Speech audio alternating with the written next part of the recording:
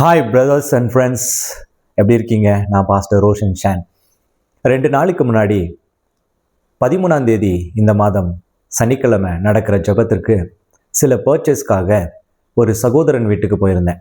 அவர் இந்த Bible posters எல்லாம் ready பண்ணுற ஒரு வயசான ஒரு நபராக இருந்தார். அவரிடத்துல போய் பேசிக்கொண்டு அந்த போர்ட்ஸ் எல்லாம் பார்த்துட்டு இருக்கும் பொழுது ஒரு இன்ட்ரெஸ்டிங்கான ஒரு காரியத்தை பார்த்தேன். அதை உங்களுக்கு உடனடியாக காட்டணும்னு நான் விருப்பப்படுறேன். என்னன்னு பார்க்குறீங்களா? இதோ இந்த போர்டு. இந்த போர்டில் ஒரு இன்ட்ரெஸ்டிங்கான ஒரு மேட்டர் இருக்கு.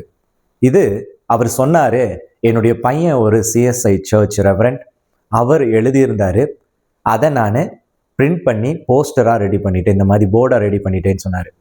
என்ன எழுதியிருக்காருன்னு தானே பார்க்குறீங்க? நான் உங்களுக்காக படிக்கிறேன், பார்க்குறீங்களா?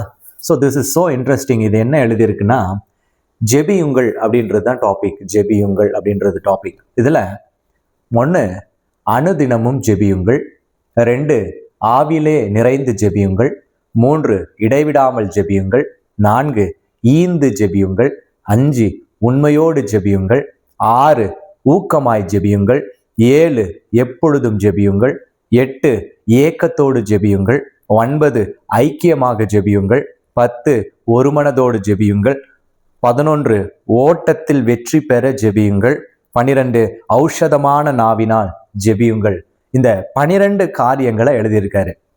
என்ன பாஸ்டர் இதுல இருக்கு? இதெல்லாம் நாங்கள் கேள்விப்பட்ட வார்த்தைகளா இருக்கேன்னா, கேள்விப்பட்ட வார்த்தை. ஆனால் அந்த ஊழியர் இதை எப்படி எழுதியிருக்காருன்னா, அ இ உயிரெழுத்து வரிசையில, தமிழின் உயிரெழுத்து வரிசையில எழுதியிருக்காரு. அ இ வரிசையில இது ஃபுல்லா எழுதி வச்சிருக்காரு. This board gives me more interest to purchase. நான் இதை அந்த வயதான 72 மதிப்புமிக்க அந்த வயதான தகப்பனார் இடத்திலிருந்து நான் வாங்கிட்டு வந்தேன்.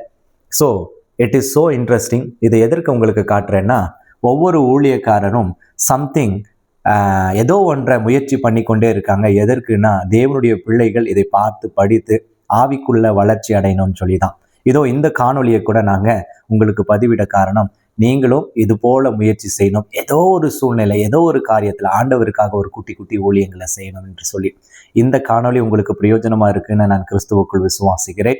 I will meet you on 13th this Saturday on HBM India Miracle Prayer Center. God bless you.